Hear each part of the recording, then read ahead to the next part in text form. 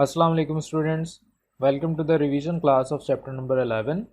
Chapter number 11 आपका chemical industries in Pakistan है और ये आपका आखिरी चैप्टर है इस किताब का।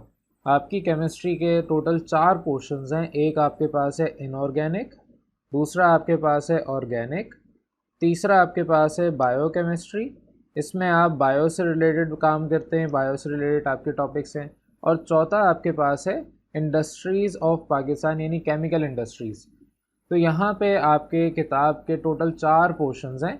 आपका इनऑर्गेनिक केमिस्ट्री चैप्टर 1 से 5 तक है, ऑर्गेनिक केमिस्ट्री 6 से 9 तक है, बायोकेमिस्ट्री का एक ही चैप्टर, चैप्टर नंबर 10, और चैप्टर नंबर 11 आपका केमिकल इंडस्ट्रीज से रिलेटेड है।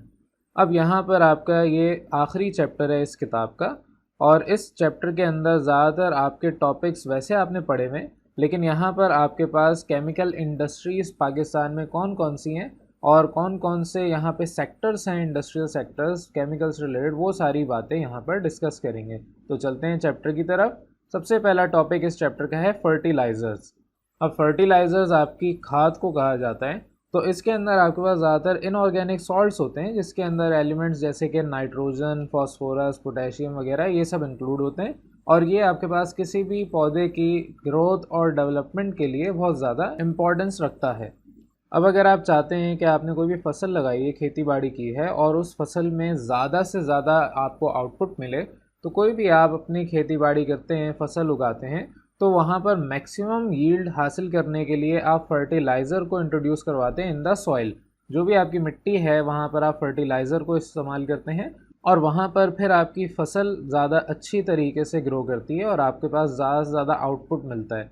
अब फर्टिलाइज़र आप जो डालते हैं किसी भी सॉइल में, किसी भी मिट्टी में, तो वहाँ पे मकसद ये होता है कि जो डेफिशिएंसी है वहाँ पे, वो आप उसको पूरी कर दें। आपके पास जो भी ज़मीन थी अगर वो इनफर्टाइल हो गई है, उसे फर्टाइल करने के लिए दोबारा से आप फर्टिलाइज़र का इस्तेमाल करते हैं।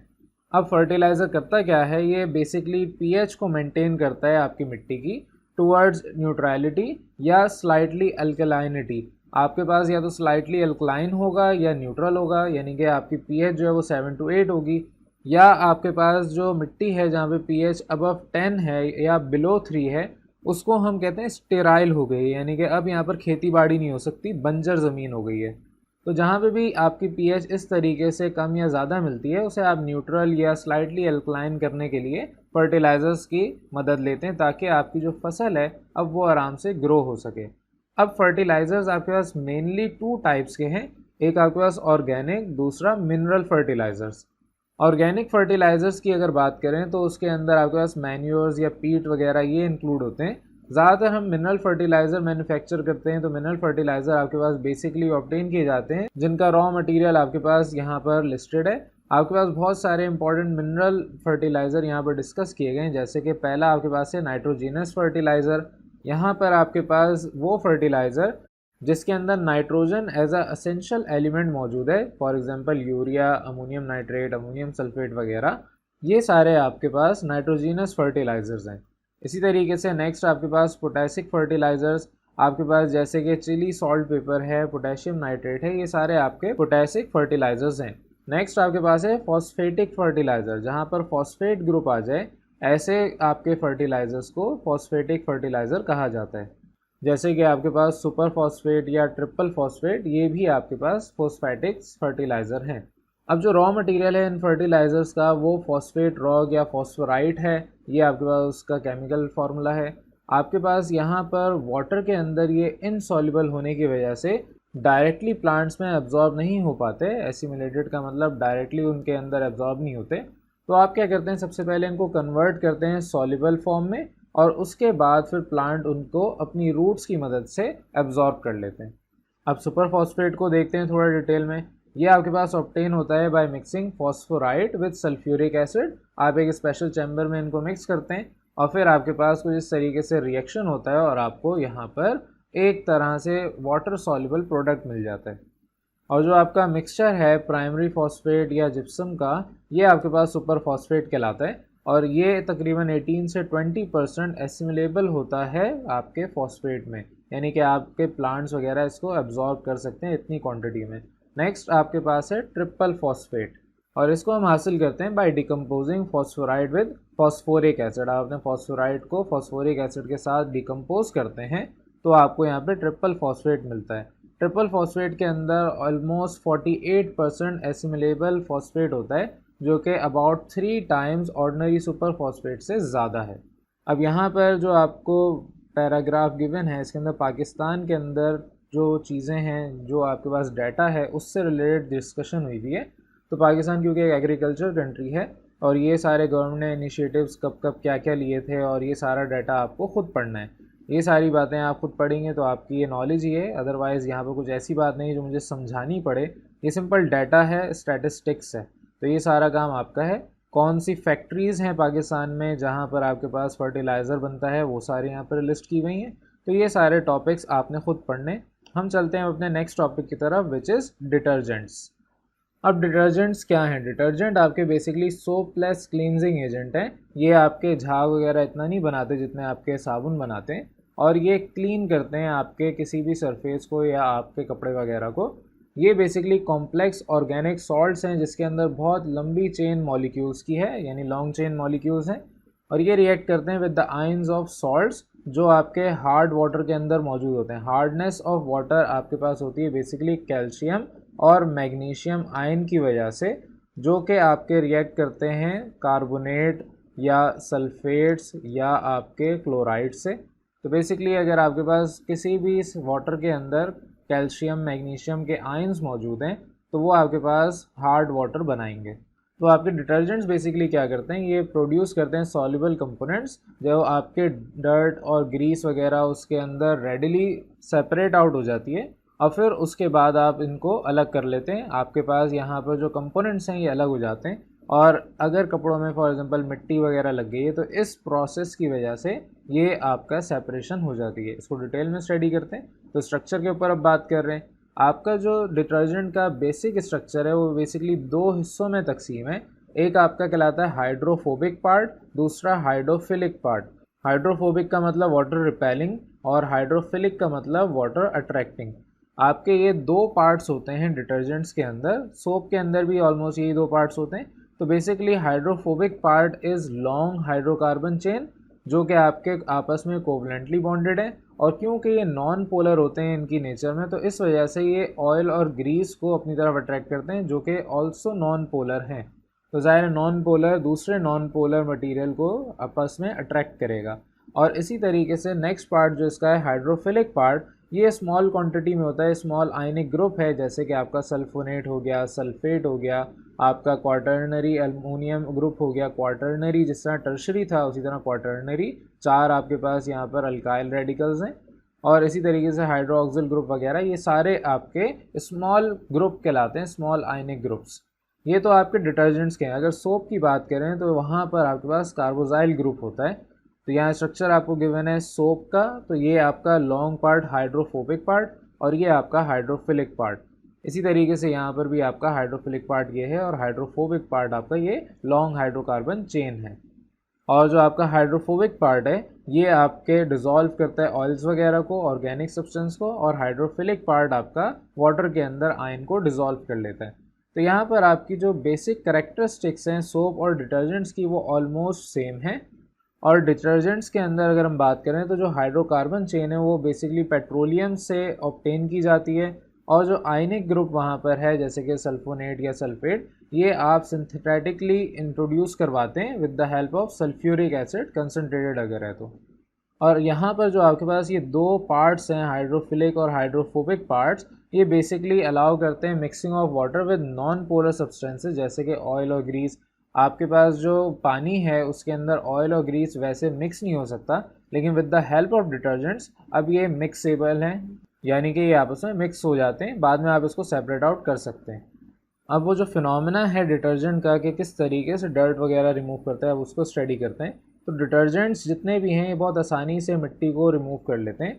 जैसे कि ग्रीस है आपका ऑर्गेनिक कंपाउंड है, ये ऑर्गेनिक कोवलेंट कंपाउंड है, और ये आपके पास आराम से रिमूव हो जाता है with the help of that hydrophobic part.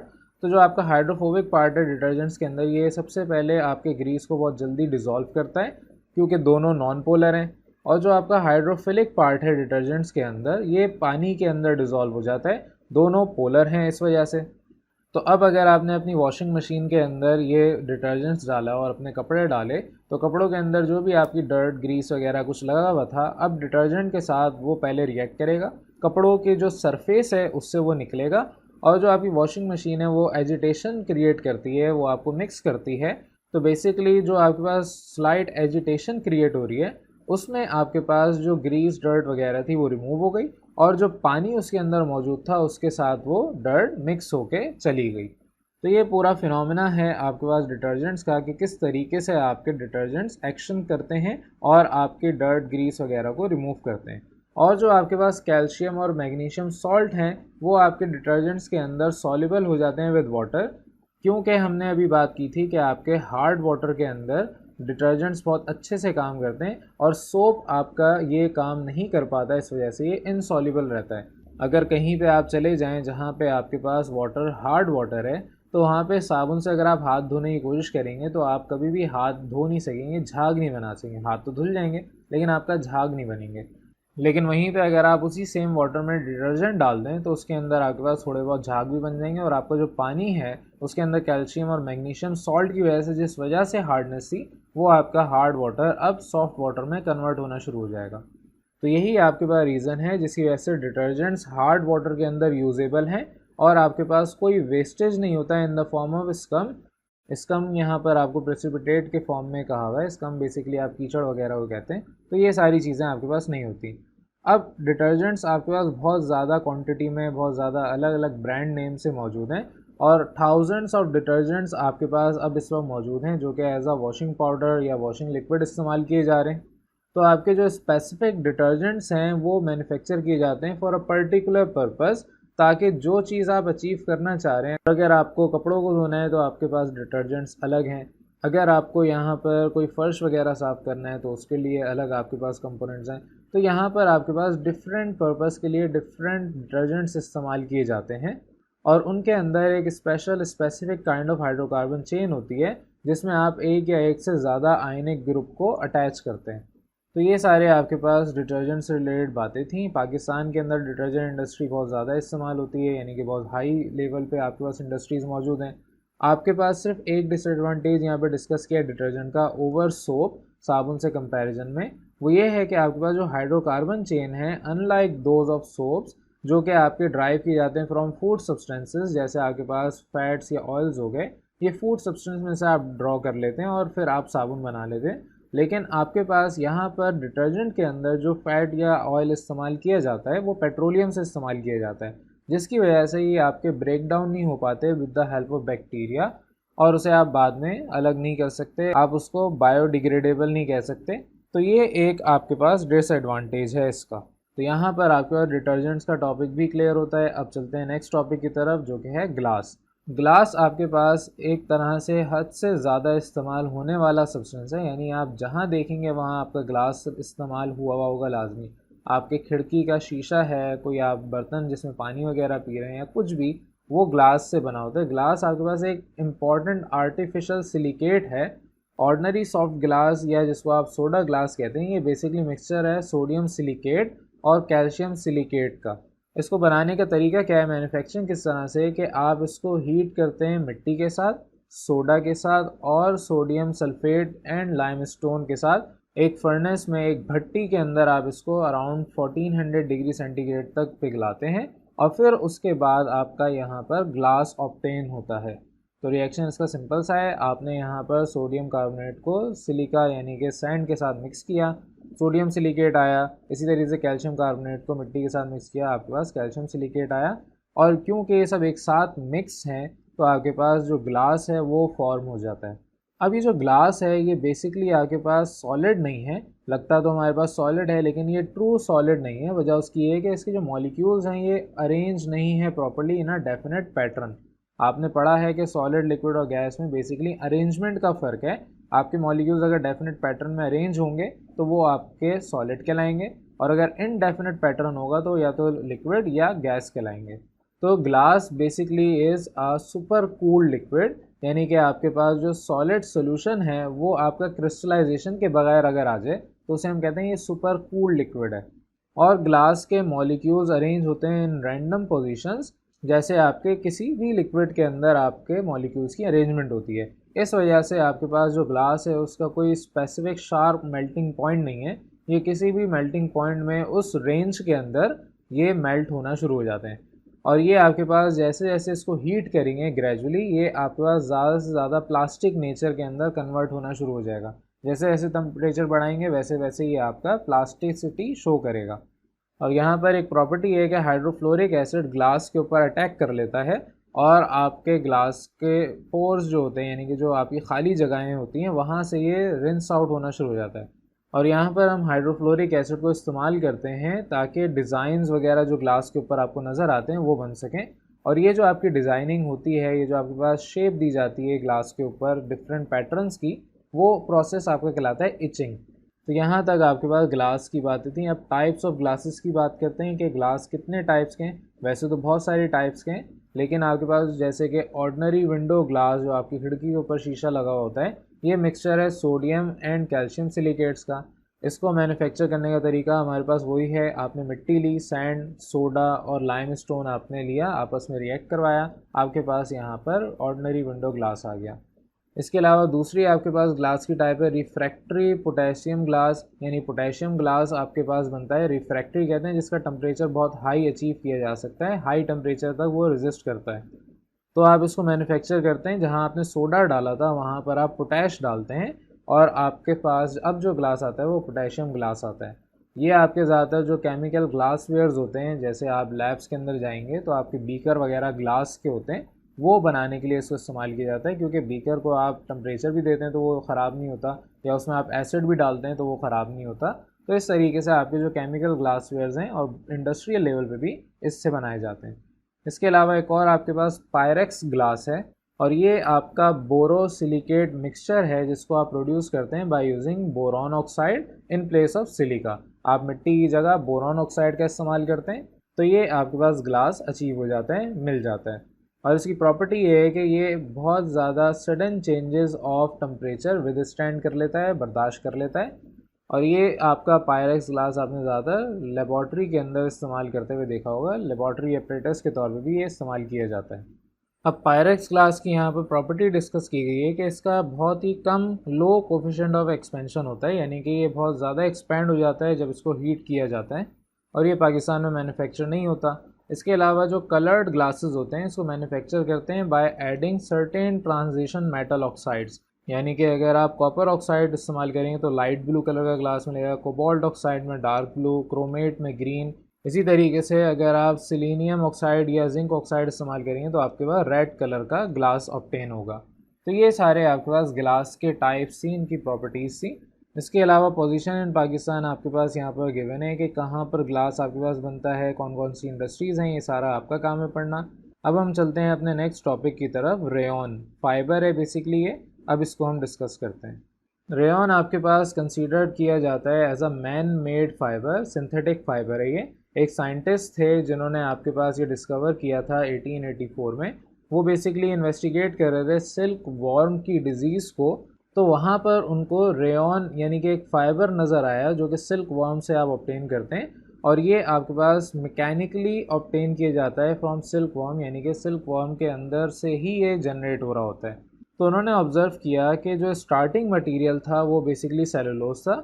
Silk worm जो आपकी मलबेरी ट्रीज़ के ऊपर होते हैं वो इस सेलुलोज को खाते हैं और फिर उसे डाइजेस्ट करते हैं और उसे कन्वर्ट करते हैं सिल्क के अंदर, जो कि उनके अंदर से ऑब्टेन होता है in the form of viscous form, और वो सॉलिडिफाई होता है एयर से कांटेक्ट में आके, और फिर आपको जो वहाँ पर सिल्क मिलता है वो बेसिकली एक तरह से सिल्क थ्रेड की फॉर्म में मिल रहा होता है।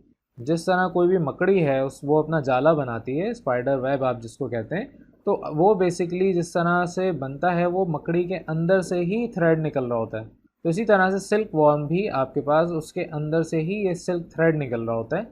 तो उन्होंने ऑब्ज़र्व जब किया कि स्टार्टिंग रॉ मटेरियल सेलुलोज था, उन्होंने भी सेलुलोज को लिया और वहाँ से फिर उन्होंने सिल्क प्रिपेयर किया मैकेनिकली। तो ये जो टर्म आपके पास रेयॉन है ये बेसिकली तमाम के तमाम सिंथेटिक फाइबर्स के लिए इस्तेमाल किया जाता है which are manufactured from cellulose. Cellulose जैसे कि cellulose acetate, nitrocellulose, cupra silk, viscose rayon वगैरह, ये सब आपके पास सेल्यूलोज से बनते हैं। तो वन बाय वन इनको देखते हैं। विस्कस रेयॉन क्या है? तो आपके पास विस्कस रेयॉन भी सेलुलोज से ही मैन्युफैक्चर किया जाता है। आप क्या करते हैं, इसको डाइजेस्ट करवाते हैं विद सोडियम हाइड्रोक्साइड सोल्यूशन। तो आपके पास यहाँ पर कार्बन डाइसल्फाइड पास करवाने पर थ्रू दैट सोल्यूशन एक मिक्सचर ऑफ सोडियम सेलुलोज जेंथेट मिलता है, जिसको आप डिज़ोल्व करवा लेते हैं सोडियम हाइड्रोक्साइड में। तो यहाँ पर आपके पास ये कुछ इस तरीके से रिएक्शन है। सेल्यूलोज आप यहाँ पर इस्तेमाल करते हैं, आप कार्बन डाइसल्फाइड को पहले सोल्यूशन के तौर पर इस्तेमाल करते हैं सोडियम हाइड्रोक्साइड वगैरह मिला के, और उसके बाद आपको यहाँ पर एक सोडियम सेलुलोज जेंथेट मिलता है, जो कि आपके पास यहाँ एक तरह से सिल्क की प्रॉपर्टी रखता है। Due to very high viscosity, ये जो आपकी सिल्क ऑब्टेन हुई है ये कहलाती है विस्कस रेयॉन। अभी जो आपके पास सोल्यूशन आया है इसको आप फोर्स करते हैं थ्रू अ स्पिनरेट। स्पिनरेट जिस तरीके से आपके पास स्पाइडर है उसके एब्डोमेन से थ्रेड निकल रहा होता है, तो इसी तरीके से मैकेनिकली एक डिवाइस यहाँ पर बनाई है जिसको हम स्पिनरेट कहते हैं। उसके अंदर से भी थ्रेड निकल रहा होता है इन द आउटपुट। तो यहाँ पर स्पिनरेट अगर आपने देखना हो तो गूगल पे जाके आप सर्च कर सकते हैं। तो बहरहाल आप यहाँ पर स्पिनरेट से उस सोल्यूशन को पास करवाते हैं इनटू सल्फ्यूरिक एसिड बाथ, जहाँ पर आपके पास सेल्यूलोज प्रेसिपिटेट आउट हो जाता है एज फाइन थ्रेड। तो लेट सपोज अगर आपके पास एक मशीन है जिसमें से एक थ्रेड निकल रहा है और यहाँ पर आपने बाथ एक लगाया हुआ सल्फ्यूरिक एसिड का, तो अब जो आपके पास यहाँ पर जो थ्रेड इस पोजीशन पे आया वो आपके पास अब एक तरह से साफ़ सुथरा और फाइन थ्रेड की फॉर्म में मिल रहा है। ये जो आपके पास आर्टिफिशियल सिल्क आया ये सस्ता होता है देन सेलुलोज एसीटेट सिल्क या नाइट्रोसेलुलोज सिल्क, और इस वजह से इसको हम सस्ते होने की वजह से बहुत ज़्यादा क्वांटिटी में प्रोड्यूस कर सकते हैं। ये आपके पास जो आर्टिफिशियल सिल्क आया है जिसको आप विस्कस रेयॉन कह रहे हैं, ये बेसिकली सस्ता भी है और आपके पास सिंथेटिक है, मैन मेड है। तो सिंथेटिक फाइबर हम कहते ही उस फाइबर को हैं जो मैन मेड हो। तो सिंथेटिक फाइबर जितने भी हैं ये मैन मेड पॉलीमर्स हैं, जिसके अंदर आपके पास मैक्रो मॉलिक्यूल्स होते हैं। पॉलीमर में पॉली का मतलब मैनी, मैक्रो मॉलिक्यूल्स में मैक्रो का मतलब पार्ट। तो पॉलीमर्स जितने भी हैं बेसिकली ये आपस में एक दूसरे से लिंक करके बनते हैं, और जो आपके बहुत सारे छोटे छोटे स्मॉलर यूनिट्स होते हैं जिनको हम मोनोमर्स कहते हैं, उनको कंबाइन करके आपके पास एक पॉलीमर बनता है, और इस प्रोसेस को आप कहते हैं पॉलीमराइजेशन। जैसे अगर कभी आपने बचपन में छोटे छोटे ब्लॉक्स होते हैं जिनको लीगोस कहते हैं, तो लीगोस से अगर आपने कभी खेला है तो वो छोटे छोटे ब्लॉक्स होते हैं जिनको आप बनाते हैं कोई भी बड़ी सी बिल्डिंग में या कार में या कोई भी शेप आप बनाना चाहें, ये क्रिएटिविटी पे डिपेंड करता है आपकी।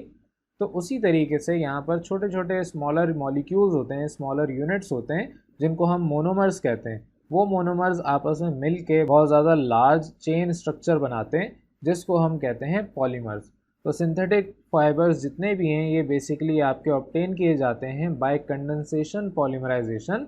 कंडेंसेशन का मतलब उसमें से वाटर मॉलिक्यूल आप निकालते हैं, और आपके इस कंडेंसेशन पॉलीमराइजेशन में लिंकिंग होती है ऑफ टू डिफरेंट सब्सटेंसेस जिसमें आपकी एलिमिनेशन ऑफ वाटर हो। तो आगे इसकी एक एग्जांपल हम डिस्कस करेंगे। तो उसमें बेसिकली आप वाटर मॉलिक्यूल निकालते हैं और दो पॉलीमर्स को आपस में लिंक करके पॉलीमराइजेशन करवाते हैं, और ऐसे पॉलीमर्स को आप कहते हैं कोपॉलीमर्स। कुछ एग्जांपल्स यहाँ पर आपको सिंथेटिक फाइबर्स की गिवन है, जैसे कि nylon, rayon, Dacron, Terylene etcetera. ये सारी आपके पास इंपॉर्टेंट सिंथेटिक फाइबर्स की एग्जांपल हैं। अब नायलॉन को डिस्कस करते हैं। नायलॉन आपके पास केमिकल स्ट्रक्चर इसका सिमिलर नहीं है as compared to material silk, लेकिन उससे काफ़ी हद तक रिजेंबल करता है। ये बेसिकली आपके पास डाई अमाइन और डाई बेसिक एसिड की मदद से मिलके बनता है, जिसको आप सिंथेसाइज करवाते हैं फ्रॉम कॉमन रॉ मटेरियल जैसे कि कोल, वाटर, एयर, इससे आप सिंथेसिस करवाते हैं। और जो आपका नायलॉन है इस टाइप ऑफ पॉलीमर में आपके बेसिकली अमाइड लिंकेज की मदद से जो लॉन्ग चेन्स हैं वो होल्ड टुगेदर की जाती हैं, यानी कि उनको एक साथ जकड़ा जाता है with the help of amide linkage. Nylon 6,6 ये आपके पास एक टाइप है एक नायलॉन की, जो कि बेसिकली कंडेंसेशन पॉलीमराइजेशन से आई है। कंडेंसेशन पॉलीमर है of hexamethylene diamine with 2 amino groups and adipic acid. Adipic acid क्या है? हेक्सेन डाइओइक एसिड है बेसिकली। ये आपके पास 2 कार्बोजाइल ग्रुप के साथ अटैच होता है। तो ये जो आपके पास नायलॉन 6,6 नाम है, इसका मतलब ये है कि ये ड्राइव होता है फ्रॉम बोथ कंपोनेंट जिसके अंदर 6 कार्बन एटम हैं ईच। और आपका जो एलिमिनेशन ऑफ वाटर हो रहा है ये आपके अमाइड लिंकेज को फॉर्म करता है। तो आपके ये दो सब्सटेंसेस हैं, हेक्सामिथाइलिन डायमाइन और एडिपिक एसिड, इनके अंदर से वाटर मॉलिक्यूल दोनों में से निकाल दें, आपके पास यहाँ से एक हाइड्रोजन निकालें, इधर से एक हाइड्रोक्सिल ग्रुप निकालें, तो आपके पास वाटर निकल जाता है और आपस में ये लिंक करते हैं और आपको नायलॉन एक फाइबर बना के देते हैं। और इसी तरीके का कुछ सिमिलर लिंकेज फाउंड होती है प्रोटीन्स के अंदर, तो सेम टाइप ऑफ लिंकेज हमें प्रोटीन्स में भी मिलती है। नेक्स्ट आपके पास है टेरलीन। ये आपके पास एक पॉलीस्टर फैब्रिक है जिसको आप बहुत सारे ईस्टर मॉलिक्यूल्स से मिला के बनाते हैं। और जो मोनोमर्स छोटे छोटे स्मॉलर यूनिट्स हैं फॉर द मैन्युफैक्चरिंग ऑफ टेरलीन, ये आपके बेसिकली इथाइलिन ग्लाइकोल और टेरेफ्थैलिक एसिड से मिल के बनता है। इसमें भी आपके पास कंडेंसेशन पॉलीमराइजेशन होती है और उसमें वाटर मॉलिक्यूल जब एलिमिनेट हो जाता है, निकल जाता है, तो आपके पास ईस्टर लिंकेज फॉर्म होता है। तो यहाँ पर इस प्रोसेस के थ्रू जो आपके पास पॉलीमर आया, जो यहाँ पर आपके पास फाइबर आया, वो बेसिकली आपका टेरलीन कहलाता है। और इसको आप इस्तेमाल करते हैं ज़्यादातर क्लॉथिंग या फिशिंग लाइंस के अंदर। तो ये सारा टॉपिक था आपके पास फाइबर्स से रिलेटेड। अब कुछ इंपॉर्टेंट एडवांटेजेस इसके हैं सिंथेटिक फाइबर्स के, वो बेसिकली ये कि ये आपके पास लाइट वेटेड होता है, आपके पास इस्त्री आसानी से हो जाती है, ईज़ ऑफ आयरनिंग, सॉफ्ट होता है, और इसके अलावा इसके अंदर हीट रिटेंट हो जाती है। हीट रिटेंशन का मतलब हीट रुक जाती है, या हीट कंडक्टिविटी, हीट आपके पास पास भी हो जाती है इसके अंदर से। तो ज़्यादातर आपके पास यहाँ पर सर्दियों में इस तरह के कपड़े भी इस्तेमाल किए जाते हैं, और भी दीगर जगहों पर जहाँ पर आपके पास ये सारे काम, ये सारे एडवांटेजेस आपको चाहिए, वहाँ पर आप इनको इस्तेमाल करते हैं। अब पोजीशन इन पाकिस्तान क्या है वो आपका काम है पढ़ना, कि पाकिस्तान में क्या हो रहा है, कहाँ पर ये इस्तेमाल हो रहा है। तो ये सारी चीज़ें आप खुद भी पढ़ सकते हैं, इसमें कोई भी पढ़ाने वाली चीज़ नहीं है। तो नेक्स्ट आपका टॉपिक है प्लास्टिक्स। प्लास्टिक्स के ऊपर अब हम बात करते हैं। अब अगर आजकल के दौर की बात करें तो प्लास्टिक्स की अहमियत बहुत ही ज़्यादा हो चुकी है। तकरीबन हर जगह सिर्फ प्लास्टिक ही इस्तेमाल हो रही है। आप कुछ भी ले लें, कहीं पे भी चले जाएं, हर चीज़ प्लास्टिक में आपको मिलेगी। यानी कि आप अगर फॉर एग्ज़ाम्पल कोई शॉपिंग भी कर रहे हैं तो वो भी आपको प्लास्टिक बैग्स के अंदर ही सिक्योर करके दी जाएगी। तो आपके पास प्लास्टिक की इम्पोर्टेंस तो बहुत ज़्यादा है और डे बाय डे इंक्रीज़ हो रही है, और साथ ही साथ इकोनॉमी भी आपके पास इससे बेहतर हो रही है, क्योंकि आपके ज़्यादा कंजप्शन जब होगी किसी चीज़ की तो वहाँ पर उसके लिए ज़्यादा डिमांड भी होगी, ज़्यादा सप्लाई भी होगी।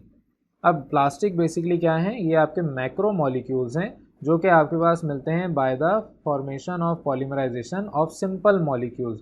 आप सिंपल मोनोमर्स को एक साथ इकट्ठा करके पॉलीमर बनाते हैं। तो बेसिकली प्लास्टिक्स आर पॉलीमर्स जो कि आपके मोनोमर्स से मिलके बनते हैं। फॉर एग्जांपल इथाइलिन आपके पास एक एग्जांपल है जो कि अनसैचुरेटेड हाइड्रोकार्बन है। इसको आप पॉलीमराइज करते हैं in the presence of a catalyst, कोई सुटेबल कैटलिस्ट की मौजूदगी में आप इसको पॉलीमराइज करवाते हैं।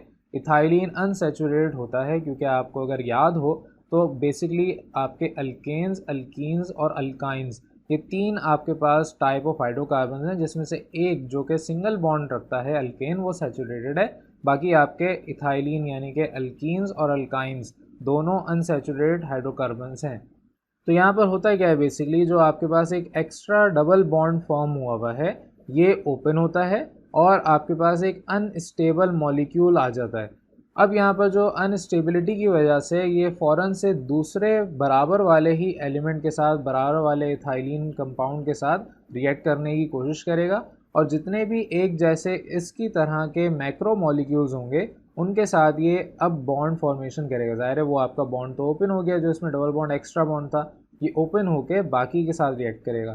तो यहाँ पर बेसिकली ये आपका ब्रेक हो जाता है और ये सिंगल बॉन्ड में कन्वर्ट हुआ, और आपके पास एक कार्बन इधर वैकेंट होगी वैलेंसी, एक कार्बन की इधर वैकेंसी आ गई, और फिर आपके पास ये आपस में ही इसने रिएक्शन करना शुरू कर दिया, और आपस में जो मॉलिक्यूल्स हैं उनके साथ रिएक्ट करने के बाद अब जो पॉलीमर बनाया उसे आप कहते हैं पॉलीइथाइलिन या पॉलीथीन। तो पॉलीथीन बैग्स का आपने नाम सुना हुआ है, प्लास्टिक शॉपर्स जो आपके होते हैं बेसिकली। तो यहाँ पर इस तरीके से आपके प्लास्टिक जनरेट होता है। कंडीशन यहाँ पर लिखी हुई है, आप टेम्परेचर और प्रेशर हद से ज़्यादा देना पड़ता है तो तब जाके आपके पास यहाँ पर ये प्लास्टिक फॉर्म होता है। अब पॉलीइथाइलिन एक बहुत ही इम्पॉर्टेंट और कॉमन प्लास्टिक है जो कि आपके पास ज़्यादातर पॉलीथीन बैग्स के लिए आप इस्तेमाल करते हैं या फूड पैकेजिंग के लिए इस्तेमाल करते हैं। तो बहुत ज़्यादा इसके वर्सेटाइल यूजेस हैं। तो जिस तरह पॉलीइथाइलिन है उसी तरीके से पॉलीप्रोपाइलिन भी है, जो कि आपके पास सुपीरियर है पॉलीइथाइलिन से एज़ कम्पेयर टू पॉलीइथाइलिन। इसके पास आपके पास रेजिस्टेंस ज़्यादा होती है टू ब्रेकेज, यानी ब्रेक आराम से नहीं होता, और टेम्परेचर रेजिस्टेंट होते हैं। तो आपके पास थोड़ा सा ज़्यादा बेहतर है पॉलीइथाइलिन से पॉलीप्रोपाइलिन। इसी तरीके से आपके पास जो ट्रांसपेरेंट प्लास्टिक है ये आपकी बनाई जाती है कॉम्स यानी कंघे वगैरह बनाने के लिए, हेयर ब्रशेज़, और आपके पास जो डिफरेंट टाइप ऑफ ब्रशेज़ होते हैं उसके लिए भी आप इसको इस्तेमाल करते हैं। ट्रांसपेरेंट प्लास्टिक है, ये बेसिकली एक पॉलीमर है मिथाइल मीथ एक्रेलाइट, और आपके पास यहाँ पे ईस्टर का जो कि अनसैचुरेटेड एसिड है। तो मिथाइल मीथ एक्रेलाइट आप यूज़ करते हैं, इसको आप benzoyl peroxide as a catalyst के तौर पे इस्तेमाल करते हैं। तो आपके पास यहाँ पे perspex ये एक नया सब्सटेंस आ जाता है which is a transparent plastic. तो जिस तरीके से आपके पास ग्लास है एक ट्रांसपेरेंट है, उसी तरीके से आपके पास ये भी मटेरियल आता है, ग्लास लाइक मटेरियल है, ट्रांसपेरेंट है और रेजिस्टेंस टू वेदरिंग है, जिस वजह से ये आप इस्तेमाल करते हैं for the replacement of glass. तो ग्लास सब्सटीट्यूट के तौर पे आप इसको इस्तेमाल कर सकते हैं। ज़्यादातर जो आपके हवाई जहाज़ हैं उसके अंदर जो शीशे लगे होते हैं, विंडो होती है, वो बेसिकली इससे बनाई जाती है। इसके अलावा रिफ्लेक्टर्स आप इस्तेमाल करते हैं बनाने के लिए, जो ऑटो व्हीकल्स के अंदर इस्तेमाल होते हैं, टीवी की गार्ड स्क्रीन बनाने के लिए, और इसी तरीके से स्ट्रीट लाइट वगैरह बनाने के लिए। ये सब जगहों पर जहाँ पर ट्रांसपेरेंट मटेरियल चाहिए और ग्लास इस्तेमाल नहीं कर सकते क्योंकि ग्लास टूट जाता है, तो वहाँ पर आप ये पॉलीमर इस्तेमाल करते हैं। इसी के अलावा आपके पास एक और पॉलीमर की टाइप है पीवीसी, जो कि आपने नाम बहुत ज़्यादा इस्तेमाल किया है। पीवीसी का मतलब पॉलीविनाइल क्लोराइड। तो पॉलीविनाइल क्लोराइड ये बेसिकली पॉलीमर है of vinyl chloride. Vinyl chloride आपके पास कुछ इस तरीके से गिवन है। तो अब ये बनता किस तरीके से, आप क्या करते हैं, in the presence of a catalyst जो कि आपका हाइड्रोजन पर ऑक्साइड है, at temperature 80 degree centigrade polyvinyl chloride आपका बन जाता है फ्रॉम विनाइल क्लोराइड। आप विनाइल क्लोराइड को पॉलीमराइज करवाते हैं to polyvinyl chloride at particular temperature in the presence of a particular catalyst. अभी जो पीवीसी है ये बहुत ज़्यादा वर्सटाइल है, बहुत ज़्यादा जगहों पर इस्तेमाल होता है। फॉर एग्जांपल इंसुलेटिंग कवरिंग के लिए इलेक्ट्रिकल केबल्स की, या आपके पास जो मैन्युफैक्चर ऑफ ग्रामोफोन्स रिकॉर्ड होते थे।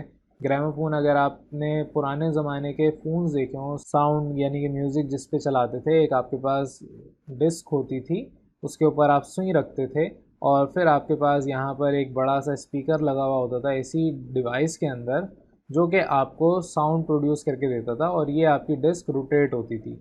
तो यहाँ पर आपके पास ये जो डिस्क है इसको कहते हैं ग्रामोफोन डिस्क, और आपके इसको मैन्युफैक्चर करने के लिए ये चीज़ इस्तेमाल की जाती थी। अब तो काफ़ी अरसे पहले ही आपकी ये सारी चीज़ें रिप्लेस हो गई हैं।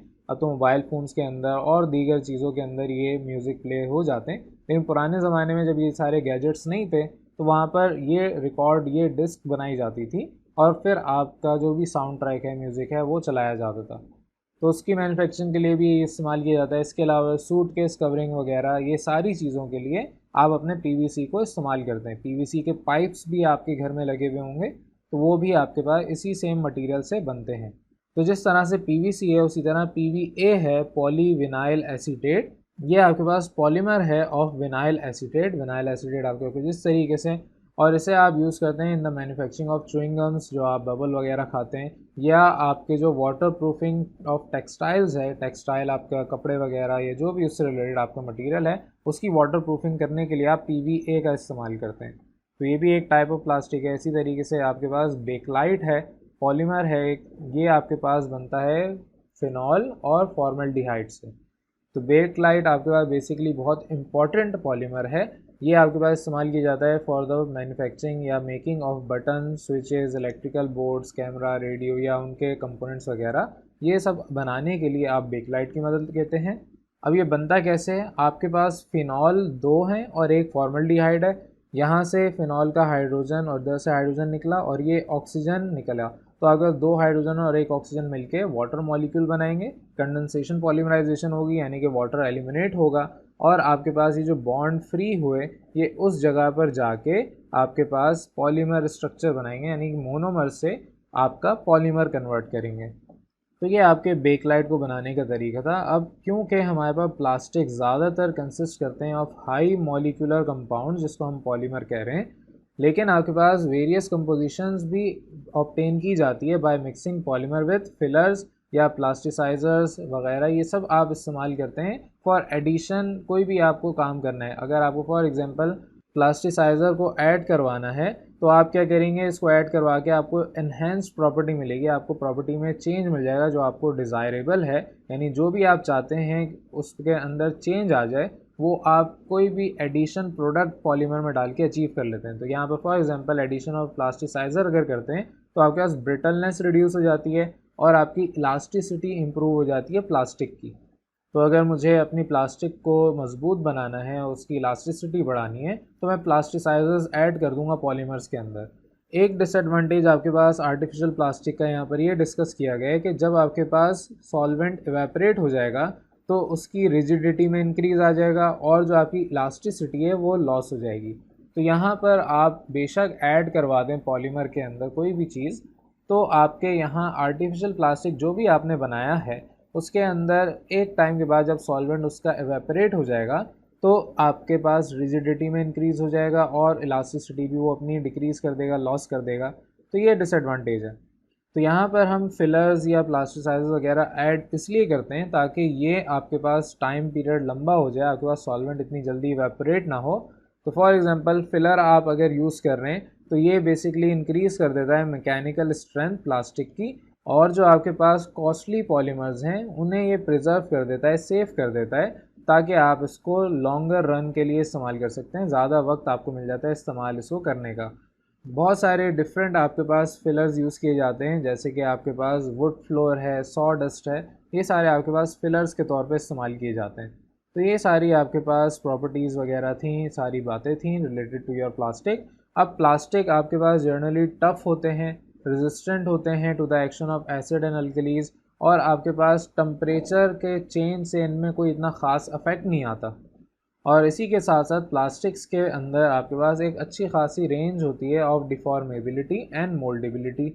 आपके पास ये डिफॉर्म भी हो जाते हैं, मोल्ड भी हो जाते हैं, किसी भी शेप के अंदर आप इसको बना भी सकते हैं, इसको आप मोड़ भी सकते हैं। डिफॉर्म का मतलब फॉर एग्जांपल आपका प्लास्टिक बैग है, उसे आप किसी भी तरीके से तोड़ मरोड़ दें, तोड़ें तो खैर नहीं, लेकिन आप उसको अच्छे तरीके से कंप्रेस कर दें तो अपनी शेप को सस्टेन रखता है, वापस आ सकता है।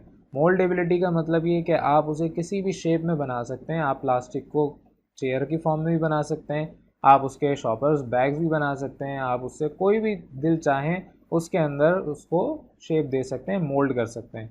तो यही वजह है कि आपके पास किसी भी किस्म की जो भी शेप आपको डिज़ायर है उसके अंदर आप इसको मैन्युफैक्चर कर सकते हैं। तो प्लास्टिक इस वजह से बहुत ज़्यादा इम्पॉर्टेंट केमिकल सब्सटेंस है जो कि पूरी दुनिया के अंदर ही बहुत ज़्यादा इस्तेमाल हो रहा है। पाकिस्तान के अंदर तो हो ही रहा है, बाकी भी पूरी दुनिया में इसको बहुत ज़्यादा इंपॉर्टेंस दी हुई है। तो ये आपके पास इंपॉर्टेंस या प्लास्टिक इंडस्ट्री इन पाकिस्तान क्या है, ये सब आपने पढ़ना है, 2 लाइनें खुद पढ़ लें। आपके पास नेक्स्ट टॉपिक है टाइप्स ऑफ प्लास्टिक। प्लास्टिक की बेसिकली 2 टाइप्स हैं, थर्मोप्लास्टिक और थर्मोसेटिंग प्लास्टिक। थर्मोप्लास्टिक क्या है? आपके पास थर्मोप्लास्टिक या थर्मोसॉफ्टनिंग प्लास्टिक दोनों एक ही नाम है। ये आपके पास मटेरियल है जिसके अंदर आप हीट करने पर उसको सॉफ्ट कर लेते हैं और कूल करने पर उसको हार्ड कर लेते हैं। तो ऐसे प्लास्टिक जिसको आप बार बार गर्म करके किसी भी शेप में कन्वर्ट कर लें और फिर ठंडा करने में वो शेप आपकी मेंटेन रहे, उस टाइप ऑफ प्लास्टिक को आप थर्मोप्लास्टिक कहते हैं। अभी जो प्रोसेस है ऑफ हीटिंग देन सॉफ्टनिंग फिर उसको मोल्डिंग यानी किसी भी दूसरी शेप में कन्वर्ट करना और वापस उसको दोबारा ठंडा करना, कूल करना, और इस सेम प्रोसेस को आप बार बार रिपीट अगर कर सकें और उसकी वजह से आपके पास जो प्लास्टिक है उसकी प्रॉपर्टीज़ में कोई चेंज ना आए, तो ऐसे प्रोसेस को आप कहते हैं थर्मोप्लास्टिक प्रोसेस, या आप बेसिकली ऐसे टाइप ऑफ प्लास्टिक को थर्मोप्लास्टिक कहते हैं। अभी जो आपकी प्लास्टिक्स हैं ये बेसिकली बहुत ही आसानी से मोल्ड हो जाती हैं किसी भी शेप में, और आपके पास ये बहुत ज़्यादा हीट रेजिस्टेंट नहीं होती। यानी कि अगर आपके पास प्लास्टिक है उससे आपने चेयर बनाई लेट सपोज, तो आप उसी प्लास्टिक को बाद में प्रोसेस से गुजार के टेबल में भी कन्वर्ट कर सकते हैं, आप उसके कोई भी खिलौना बना सकते हैं, कुछ भी शेप आप दे सकते हैं। तो इस तरह की रिसाइकलेबल प्लास्टिक को आप थर्मोप्लास्टिक कहते हैं। एग्जाम्पल यहाँ पे कुछ आपको गिवन है, नाइट्रोसेलुलोज, सेलुलोज एसीटेट या विनाइल पॉलीमर्स, ये सारे आपके थर्मोप्लास्टिक पॉलीमर्स हैं। तो ये तो आपकी एक टाइप थी। दूसरी टाइप आपके पास है थर्मोसेटिंग प्लास्टिक। ये थर्मोसेटिंग प्लास्टिक आपके पास वो मटेरियल हैं जो कि आपके पास सिर्फ और सिर्फ एक दफ़ा हीट किए जा सकते हैं, और उसके बाद जब ये हीट करने के बाद सेट कर दिए गए, शेप में बना दिए गए, अब उसके बाद आप दोबारा इसको रिसाइकल नहीं कर सकते, इसके ऊपर दोबारा रीवर्क नहीं कर सकते। तो यानी कि आपके पास थर्मोसेटिंग प्लास्टिक्स दोबारा से हीट करने पर सॉफ्ट नहीं होते बल्कि डिस्ट्रॉय हो जाते हैं, आप इसको रिसाइकल नहीं कर सकते। एग्जांपल इसकी कुछ इस तरीके से जैसे कि phenol formaldehyde, urea formaldehyde, silicones वगैरह, ये सारे आपके थर्मोसेटिंग प्लास्टिक्स हैं। तो ये सारा टॉपिक आपके पास था प्लास्टिक का। अब हमारे पास इस चैप्टर का लास्ट टॉपिक है, दैट इज़ पेंट्स। अब पेंट क्या है इसको बताना मैं इतना ज़रूरी नहीं समझता, क्योंकि आपको पता है पेंट क्या है। आपके घर के अंदर पेंट इस्तेमाल हुआ है, आपके पास हर जगह जहाँ पर भी देखेंगे कलर नज़र आ रहा है तो बेसिकली वो जगह पेंटेड है। और इस चीज़ को आप चैप्टर नंबर 5 में काफ़ी डिटेल में पढ़ चुके हैं। तो पेंट क्या है इटसेल्फ इसकी डिटेल में बात नहीं कर रहे, ये डिटेल आपने पढ़ी हुई है।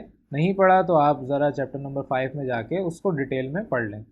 तो आपने वैसे भी अपने घर में दीवारें, दरवाजे, खिड़कियां वगैरह सब देखी हुई होंगी, तो उसमें कोई ना कोई कलर हुआ है। आप अपने पेंट को इस्तेमाल करते हैं ज़ाहिर है फॉर डेकोरेटिव या protective purpose. Protection basic purpose था हमारा, लेकिन क्योंकि हमें कोई भी चीज़ देखना अच्छे तरीके से अगर हम चाहें तो कलरफुल देखना पसंद है हमें। हमें अगर दीवार फॉर एग्जांपल प्रोटेक्ट करनी हो और हम सिंपली वाइट कलर से प्रोटेक्ट करते हैं तो प्रोटेक्शन तो वहाँ पर भी हो रही है, लेकिन क्योंकि पूरा घर वाइट कलर का हो या पूरा घर ब्लैक कलर का हो या पूरा घर रेड कलर का हो तो वो ज़ाहिर है हमें अच्छा नहीं लगता, तो हम उसको डेकोरेटिव पर्पस के लिए भी इस्तेमाल करते हैं। लेकिन जो एक्चुअल पर्पस हमारे पास पेंट का है वो बेसिकली आपका प्रोटेक्शन पर्पस है। आप अपने प्रोटेक्ट करते हैं किसी भी मटेरियल को। फॉर एग्जांपल आयरन का कोई मटेरियल है, उसके ऊपर आप पेंट इसलिए करते हैं ताकि वो प्रिवेंट हो फ्रॉम कोरोजन या रस्टिंग, उस पर जंग वगैरह ना आए। तो आपके घर में अगर फॉर एग्जांपल लोहे का कोई गेट लगा हुआ है या आपकी ग्रिलिंग हुई हुई है, सीढ़ियों पे ग्रिल लगी हुई है, तो पहले बेसिकली वो आयरन के बनते हैं, आपके पास वो सिंपल लोहा है। उसमें आप क्या करते हैं, पेंट इसलिए करते हैं ताकि आपके पास उस पर एक लेयर आ जाए पेंट की, ऑयल की, आपके पास एक प्रोटेक्टिव लेयर आ जाए और फिर आपके पास अंदर जो मटेरियल है आयरन वो सिक्योर हो जाए, उस पर जंग ना आए, रस्टिंग ना हो। तो ये बेसिक आपका पर्पस होता है पेंट का। अब पेंट में 3 कंपोनेंट्स बेसिकली आप इस्तेमाल करते हैं। आपके पास कंपोज्ड होता है ये 3 कंपोनेंट्स है। पहला आपके पास है बाइंडर, दूसरा पिगमेंट्स और तीसरा वोलेटाइल सॉल्वेंट। बाइंडर को आप व्हीकल भी कहते हैं। ये बेसिकली आपके पास एक कंटिन्यूस फिल्म फॉर्म करता है और वो आपके पास सख्त हो जाने पर ये चीज़ फॉर्म हो जाती है। यानी कि आपके पास जो बाइंडर है जब वो हार्ड हो गया, आपके पास सख्त हो गया, तो आपके पास ये कंटिन्यूस फिल्म फॉर्म कर देता है। दूसरा आपके पास है पिगमेंट। ये पिगमेंट का मतलब कलर, आपको जो भी डिज़ायर्ड कलर चाहिए उसको बनाने के लिए आप अपने कलर के अंदर, पेंट के अंदर ये पिगमेंट्स ऐड करते हैं। और तीसरा आपके पास है वोलेटाइल सॉल्वेंट, जो कि इवेपोरेट होके आपके पेंट को आपकी दीवार पे चिपका देता है। आपका अगर गीला होता है तो ज़ाहिर है आप हाथ रखते हैं तो हाथ पे भी पेंट लग जाता है, लेकिन जब आपके पास सारा का सारा वोलेटाइल सॉल्वेंट निकल गया तो अब आप 1-2 दिन बाद या 1 महीने बाद जब दीवार पे दोबारा हाथ रखेंगे तो अब आपकी हाथ पे वो पेंट नहीं चिपकेगा। तो वोलेटाइल सॉल्वेंट इसलिए इस्तेमाल किया जाता है ताकि आपकी स्प्रेडिंग हो जाए। तो अब बात करते हैं ऑयल बेस्ड पेंट के ऊपर। ऑयल बेस्ड पेंट के ऊपर आपके पास linseed oil is used as a binder. आपके ऑयल बेस्ड पेंट में लिंस्ड ऑयल इस्तेमाल करते हैं हम बाइंडर के तौर पे। जो आपका वोलेटाइल सॉल्वेंट है वो बेसिकली टर्पेंटाइन है। टर्पेंटाइन क्या होता है, आपके पास मिक्सचर ऑफ हाइड्रोकार्बन्स हैं जो कि आपके पाइन ट्री से ऑब्टेन किए जाते हैं, उसे हम टर्पेंटाइन कहते हैं। तो टर्पेंटाइन ऑयल आप इस्तेमाल करते हैं एज अ सॉल्वेंट। और जो आपके पिगमेंट्स हैं वो बहुत सारे टाइप के हैं, जो भी कलर आपको चाहिए। फॉर एग्जांपल टाइटेनियम डाइऑक्साइड आप इस्तेमाल करते हैं ताकि आपको वाइट कलर मिले। आप कार्बन ब्लैक इस्तेमाल करते हैं ब्लैक कलर के लिए। क्रोम येलो इस्तेमाल करते हैं। आपके पास आयरन के ऑक्साइड्स हैं ताकि आपको ब्राउन या रेड कलर मिल जाए। इसी तरीके से और भी बहुत सारे आपके पास ऑर्गेनिक डाइज हैं वेरियस कलर्स के, वो सारे आप इस्तेमाल करते हैं पिगमेंट के तौर पे। तो जो आपके पास वाइट कलर है, पहले बहुत पहले वाइट लेड इस्तेमाल किया जाता है जिसकी कंपोजिशन कुछ ये होती थी। वो आपके पास बहुत ज़्यादा इस्तेमाल कर किया जाता था, लेकिन अब वो इस्तेमाल इसलिए नहीं किया जाता क्योंकि आपके पास एक अरसा पहले ही बैन लग चुका है फॉर इंटीरियर यूज़। वजह उसकी है कि आपका लेड टॉक्सिक होता है और आप अगर उसे घर के कमरों में इस्तेमाल करेंगे वाइट कलर को, जिसमें आप वाइट लेड इस्तेमाल करेंगे, तो आपके लंग्स वगैरह में ही जाके आपको पॉइजन क्रिएट करेगा, जिस वजह से आपका ये अब इस्तेमाल नहीं किया जाता और आपके पास अब इसके ऊपर बैन लग चुका है। ये तो आपके पास थी ऑयल बेस्ड पेंट। अब नेक्स्ट आपके पास है वाटर बेस्ड पेंट, जो कि आजकल ज़्यादातर आपके वाटर बेस्ड पेंट ही इस्तेमाल होते हैं, जिसको हम इमल्जन्स भी कहते हैं। तो आपके वाटर बेस्ड पेंट के अंदर एक सिंथेटिक पॉलीमर इस्तेमाल किया जाता है जिसकी रबर की तरह की कुछ प्रॉपर्टीज़ होती हैं। इसको आप एज अ बाइंडर इस्तेमाल करते हैं। तो आपके पास उसी तरीके से जैसे ऊपर बाइंडर के तौर पे आपके ऑयल वगैरह इस्तेमाल किए जा रहे थे, यहाँ पर आपके पास binder as a rubber material जो आपके पास है सिंथेटिक पॉलीमर, उसे हम इस्तेमाल करते हैं। और फिर आपके पास एक लैटेक्स पेंट आता है, इसको हम लैटेक्स पेंट कहते हैं। ये इमल्सिफाई किया जाता है विद वाटर, और आपके पास जो स्प्रेडिंग करेक्टरिस्टिक है जो आपके वोलेटाइल सॉल्वेंट के मदद से आ रही थी, वो यहाँ पर अब वाटर की मदद से आएगी। और साथ ही साथ जो आप कलर उसके अंदर डालेंगे, डाइज या पिगमेंट जो भी आप उसके अंदर ऐड करवाएंगे, वो आप अपना डिज़ायर्ड कलर जो भी हमने डिस्कस किया वो डाल सकते हैं। तो इस तरीके से आपके पास एक और टाइप ऑफ पेंट आता है जिसको हम कहते हैं वाटर बेस्ड पेंट। अब जो प्लास्टिक्स आप इस्तेमाल करते हैं इस टाइप ऑफ पेंट के अंदर, जिसको आप लैटेक्स पेंट कह रहे हैं, वो बेसिकली आपके पास है पॉलीविनाइल एसीटेट या पॉलीमिथाइल मेथ एक्रेलेट या इस तरह के जितने भी आपके पास एग्जांपल्स गिवन है, ये सारे आप अपने इस वाटर बेस्ड पेंट में एज अ प्लास्टिक जो आपका सिंथेटिक पॉलीमर था उसे इस्तेमाल करते हैं।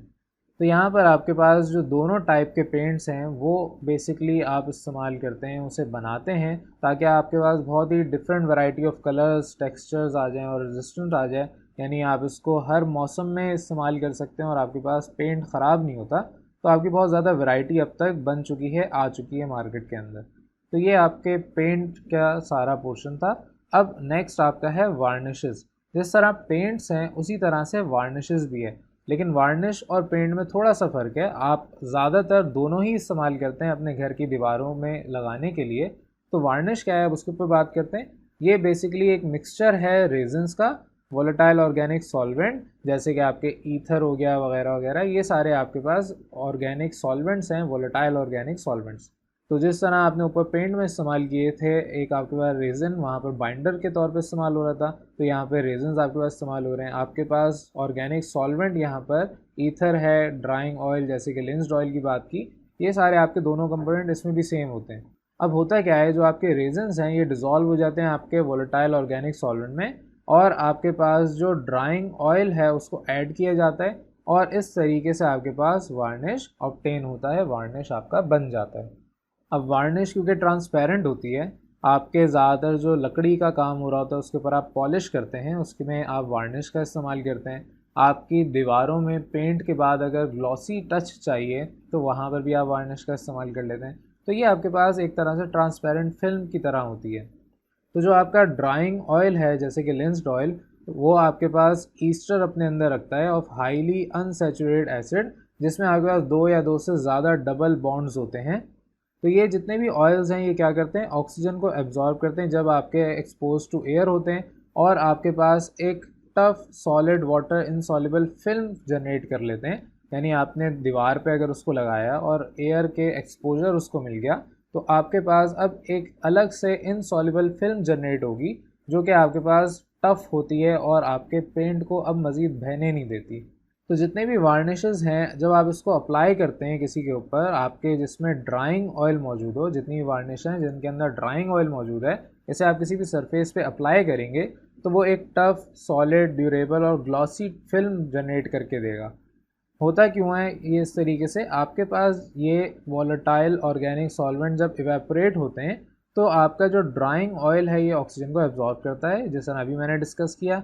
उसे आपके पास एब्जॉर्ब करने के बाद जब सारा का सारा ड्राई हो चुका होता है और आपके पास वाटर इनसॉल्युबल फिल्म फॉर्म हो जाती है, तो आपके सरफेस के ऊपर एक तरह से ग्लॉसी फिल्म जनरेट होती है जो कि टफ होती है, सॉलिड होती है और आपके पास ज़्यादा अरसे तक चलती है। और ये जो आपके पास ग्लॉसी अपीयरेंस आ रही है, वजह उसकी प्रेजेंस ऑफ रेजिन्स है। जो आपने रेजिन्स वार्निशेस में डाले थे उसकी वजह से आपके पास ग्लॉसी टच या ग्लॉसी अपीयरेंस आ रही है। तो यहाँ पर आपके पास ये पूरा चैप्टर कंप्लीट होता है। पेंट इंडस्ट्री क्या है पाकिस्तान की, आप लोगों का काम है पढ़ना, कहाँ पर आपका पेंट बनता है, तो ये सारा डाटा है जो कि आप खुद भी पढ़ सकते हैं, ये मैं नहीं पढ़ा था, तो ये आपका काम है पढ़ने का। यहाँ तक आपके पास पूरा चैप्टर नंबर 11 कंप्लीट होता है। जितने भी टॉपिक्स है, ऑल दो छोटा चैप्टर है लेकिन ज़्यादातर आपके पास केमिकल इंडस्ट्रीज से रिलेटेड है, तो पाकिस्तान की जितनी भी केमिकल इंडस्ट्रीज़ मेजर हैं वो यहाँ पर आपके इस सेकंड ईयर के चैप्टर नंबर 11 में डिस्कस की गई हैं। कोशिश तो थी कि आपको सारे टॉपिक्स क्लियरली डिटेल में समझा दिए जाएं, क्योंकि ये रिवीजन लेक्चर है तो आपने ये पहले से सारे टॉपिक पढ़े हुए होंगे। मेरा फोकस ज़्यादातर या तो रिवीजन करवाना होता है, या एम कैट और ई कैट के स्टूडेंट को रिवाइज जब करना हो तो उनको एक डिटेल लेक्चर मिल जाए, इसलिए मैंने ये पूरी सीरीज़ स्टार्ट की थी। तो यहाँ पर आपके पास सेकेंड ईयर की कंप्लीट हो जाती है सारी सीरीज़। आपके चैप्टर 1 से लेके चैप्टर 11 तक सारे के सारे चैप्टर ऑलमोस्ट आपके चैनल में मौजूद हैं। कोई भी आपको टॉपिक अगर रिवाइज़ करना है तो आप प्लेलिस्ट में जाएं और वहाँ पर जाके जितने भी चैप्टर्स मौजूद हैं उनमें से जो भी रिवाइज़ करने टॉपिक उन्हें रिवाइज़ करें। उम्मीद है यहाँ तक आपको ये चैप्टर क्लियर होगा। अगर कोई भी कन्फ्यूजन है इस चैप्टर को दोबारा से रिवाइज़ करें, इस चैप्टर को, इस वीडियो को वापस जाके देखें, और फिर भी अगर कोई बात समझ ना आए, कोई चीज़ समझ ना आए तो आप कमेंट सेक्शन में डिस्कस कर सकते हैं। Thank you for watching. अल्लाह हाफिज़।